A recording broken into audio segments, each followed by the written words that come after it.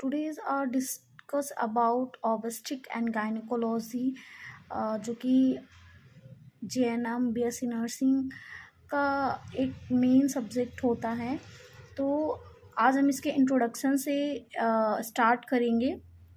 हम देखेंगे कि ऑब्स्ट्रिक क्या होती है, गायनेकोलॉजी क्या होती है, मिडवाइफ क्या होती है, उसके इंट्रोडक्शन हम सारे डिटेल्स वीडियो में इस लेक्चर्स में देखेंगे।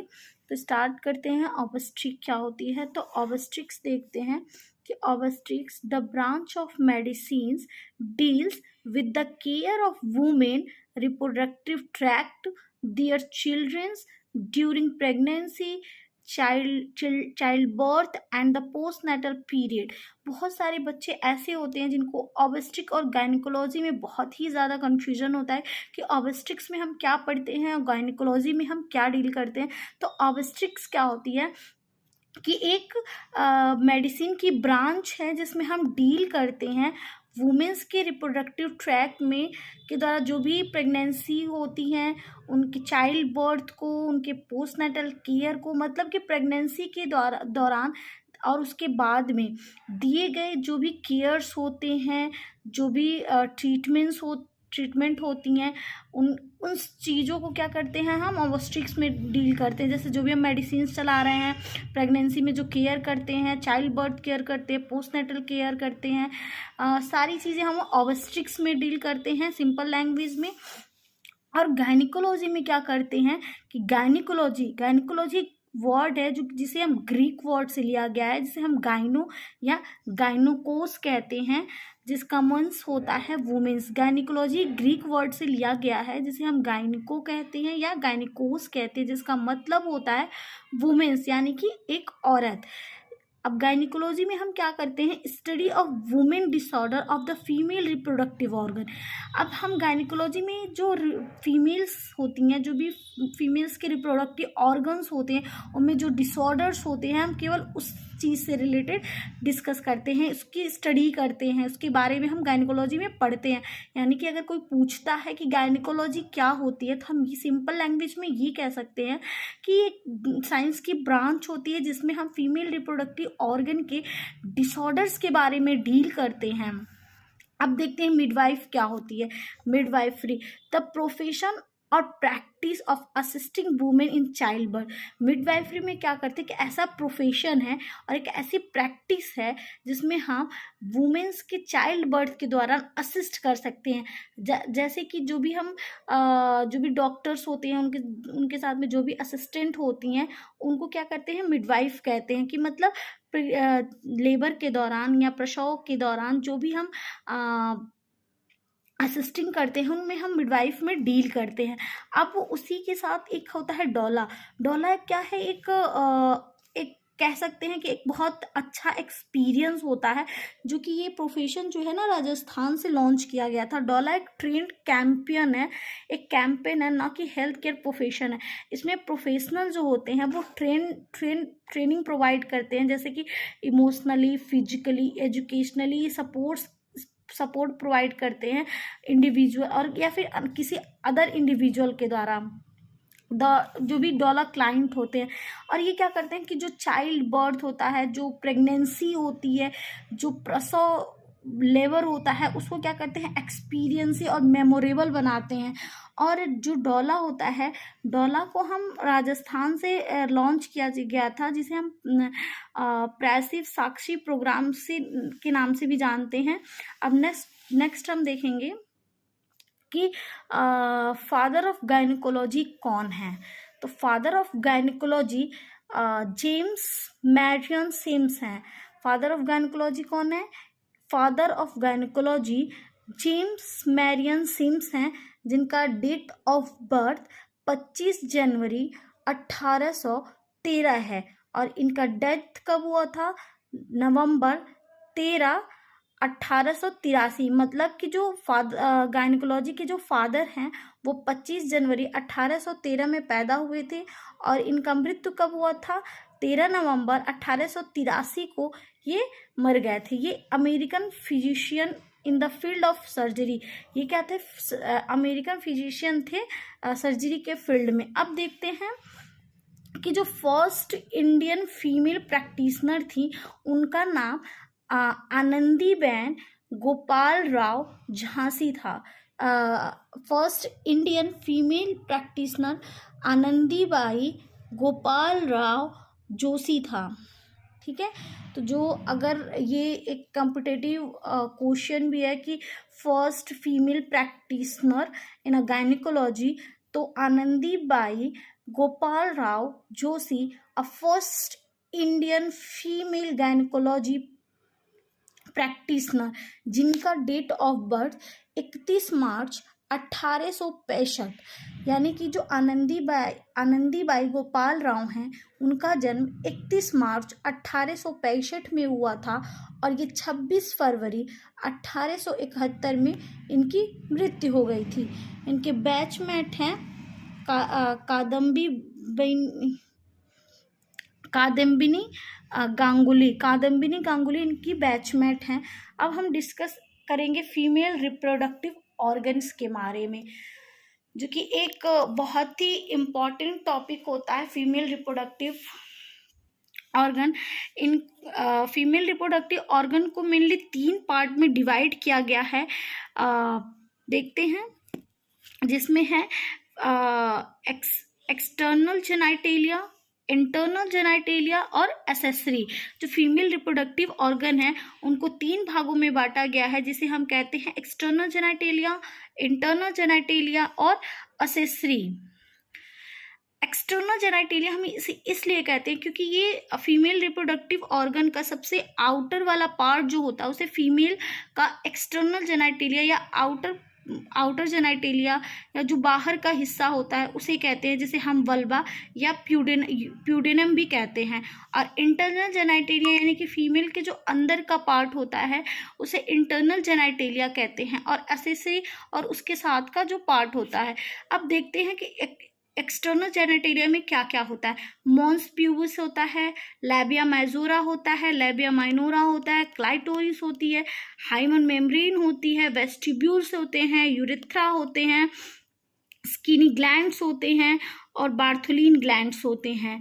जिनमें तो ये देखते हैं मॉन्स प्यूबिस क्या है कि जो हेयरी पार्ट्स होते हैं, फैटी हेयरी पार्ट्स जो होते हैं उन्हें हम मॉन्स प्यूबिस कहते हैं।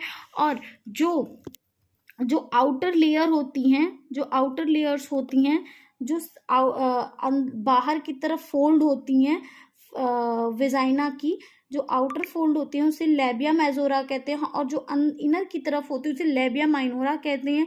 फिर यहाँ पे आपका मॉन्स प्यूबिस होती है, यहाँ क्लाइटोरिस होती है, हाइमन मेम्ब्रेन्स होती हैं, यहाँ यूरेथ्रा होता है, वेस्टिब्यूल्स होते हैं, वेजाइना होती है, स्किनी ग्लैंड्स होती है। इन सारे डिटेल्स को हम आगे स्टडी करेंगे।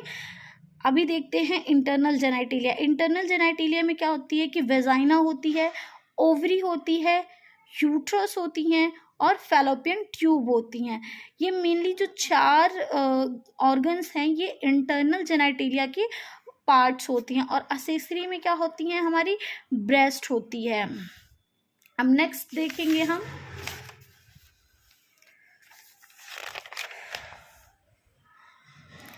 vulva. The vulva area is covered by keratinized stratified squamous epithelium. जो vulva होती है वो covered होती है keratinized stratified squamous epithelium tissue से। keratinized मतलब इंजरी और पेरिनियल इन्फेक्शन टू प्रिवेंट, मतलब केरेटिनाइज्ड का काम क्या होता है कि ये जो भी इंजरी होती हैं, पेरिनियल इन्फेक्शन होते हैं, उनको क्या करते हैं, उनसे प्रिवेंट करती है। तो ये जो केरेटिनाइज्ड होती हैं ये क्या करते हैं, इंजरी से या फिर कोई भी पेरिनियल इन्फेक्शन होता है उनसे क्या करती हैं, प्रिवेंट करती हैं। अब देखेंगे हम मॉन्स प्यूबिस। मैंने बताया था कि जो मॉन्स प्यूबिस होती है वो वेजाइना के जो सबसे ऊपर वाले और हेयरी पार्टिकल्स जो होते हैं उनको हम मॉन्स प्यूबिस कहते हैं। मॉन्स प्यूबिस क्या होती है कि it is the pad of subcutaneous adipose connective tissue.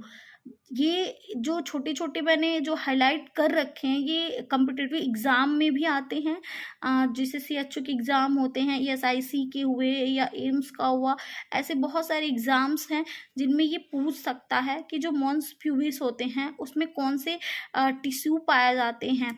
तो उसमें हम बता सकते हैं कि एडिपोस कनेक्टिव टिश्यू पाए जाते हैं जो कि एक फैटी टिश्यू होते हैं।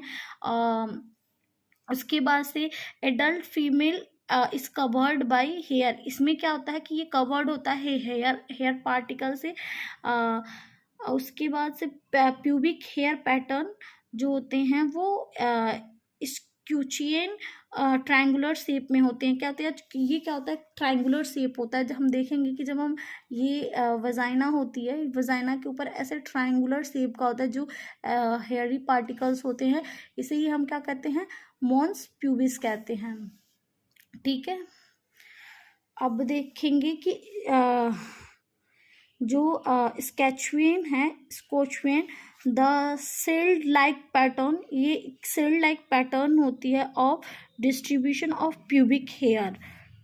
Next, the normal female escutcheon is a triangular pointing downward. क्या होता है, ट्रायंगुलर शेप का होता है, डाउनवर्ड होता है। The male escutcheon is a diamond. अगर फीमेल्स की बात करें तो जो फीमेल्स में जो हेयरी एरिया होती हैं वो ट्रायंगुलर शेप की होती है, और वहीं मेल की बात करें तो उसमें क्या होता है कि एक डायमंड शेप का होता है।